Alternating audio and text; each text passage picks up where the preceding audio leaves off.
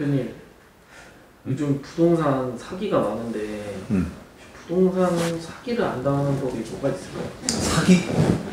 아, 전세 사기가 있고 나 부동산 허위 매물이 있고 두 개가 있어.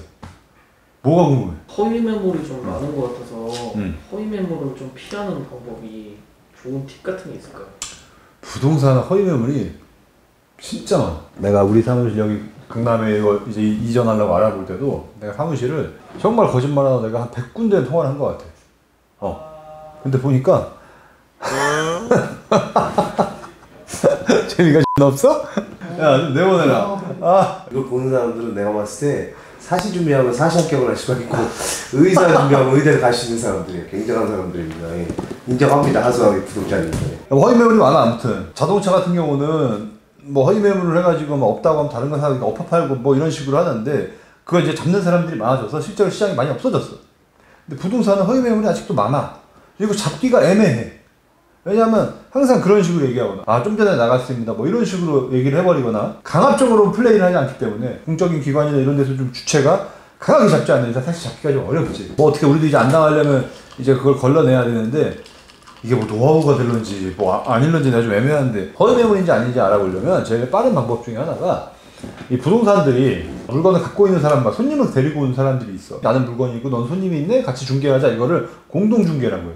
뭐라고? 공동중개. 그렇지. 공동으로 중개한다. 그래서 공동중개를 한단 말이야. 근데 이제 이걸로는 장난을 못 치잖아. 예를 들어서 내가 부동산이야. 너가 부동산을 네이버에다 올려놨네? 그럼 내가 전화해서 사장님 나 어디 부동산인데 우리 손님이 있으니까 내가 가서 공동중개 한번 해드릴게요. 한번 같이 보여주시죠. 이렇게 얘기를 했어. 그럼 이 사람 물건이 없어. 그럼 어떻게 하겠어? 물건이 없다고. 그렇지. 근데 물건이 없어요. 이렇게 하면은 내가 신고할 거야. 거래 질서를 무너뜨리잖아. 모든 부동산이 그런 게 아니니까 몇몇 부동산이 그런단 말이에요. 뭐 말도 안 되는 소리를. 차라리 공동중개는 안 한다고 하면 말이 되는데 뭐 어떤 핑계를 대냐면 계약금이 들어갔다거나 좀 전에 내리려고 했다거나 이런 말도 안 되는 핑계를 대. 그러면 3일 있다 보면 그게 또 있어. 실제 어떤 일이 있었는데 내가 강남 사무실 알아볼 때 이 앞쪽에 그 우리 이제 같이 모임하는 형 중에 펀딩이라고 있어. 그 형님이 이제 사무실을 이번에 나와가지고 아무튼 저쪽 건물에 4층을 다 쓰고 있는데 그 자리가 4층이 매물로 나온 거야. 네이버에.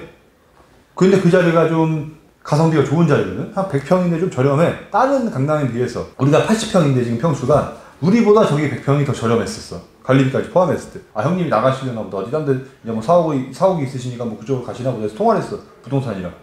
나와 있대. 나와 있는 거 맞으니까 확실히 나와 있대. 그래요? 알겠습니다. 끊었지. 형한테 전화해봤어. 먼저 물어보면 신뢰가 될 수 있으니까. 그래서 먼저 부동산에 체크를 한 거지. 전화를 해서 형님 나가신다면서 이렇게 물어봤더니 형 이제 나가야지 이러더라고. 그래서 역시 맞구나. 그래서 한참 얘기했어. 어디로 가실 예정이냐 뭐 하다가 한참 얘기하다 보니까 좀 이상하더라고. 그래서 형님 혹시 언제 나가실 예정이세요? 그랬더니 재준아 형은 1년 있다 투자 받고 나갈 거다 이러더라고. 그러니까 부동산 내놓으신 거 아니에요? 그랬더니 그런 적 없는데 그러더라고. 그래서 다시 부동산에 전화를 했지. 내가 좀 화를 냈어. 근데 지인인데 너 때문에 전화까지 해서 무슨 개방신이냐? 내려라. 죄송합니다 하더라고. 근데 그 매물이 지금도 올라와 있어. 왜 그러냐면 이게 결국엔 DB를 모으는 거야 얘네들도. 예를 들어 뭐 특히 원룸이나 이런 게 그런 게 많아. 아파트는 오히려 잘 없거든. 근데 원룸 같은 경우는 사실 이 동네에 알아보기 시작했어. 그럼 논현동에 있는 저렴한 원룸을 알아볼 거 아니야 이 사람이. 이 사람은 이제 확정적인 고객이잖아. 그럼 허위 매물을 올려서 이 사람이 전화가 오면 그 물건 나갔습니다 하고 끊어. 그럼 이 사람의 DB를 확보했잖아.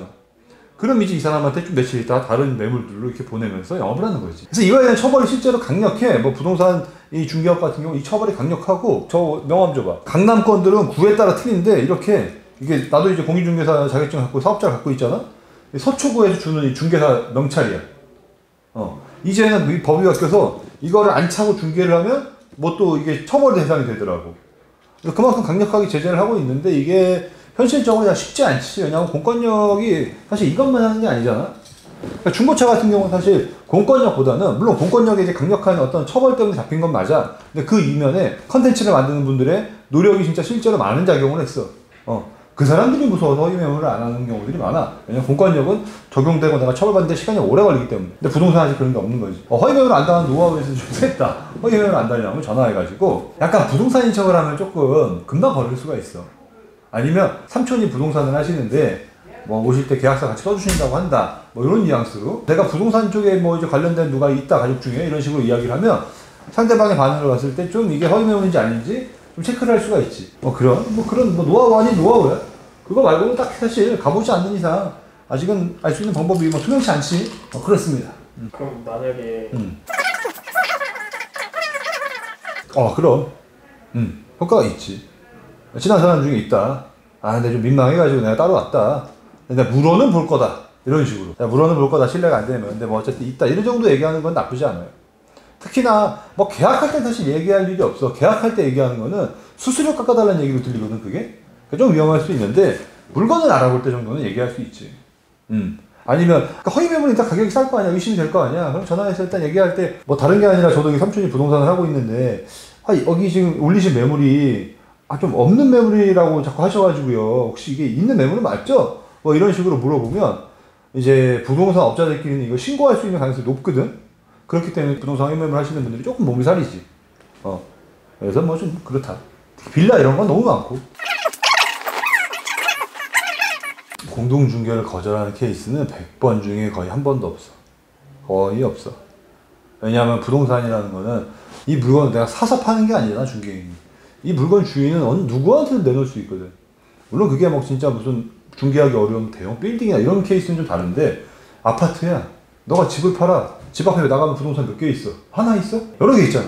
부동산을 내놓은 사람이 여기저기 내놓고 싶단 말이지. 그걸 알기 때문에 중개인들도 손님이 붙었다 그러면 빨리 이거를 처분해서 반이라도 받고 싶어 하지.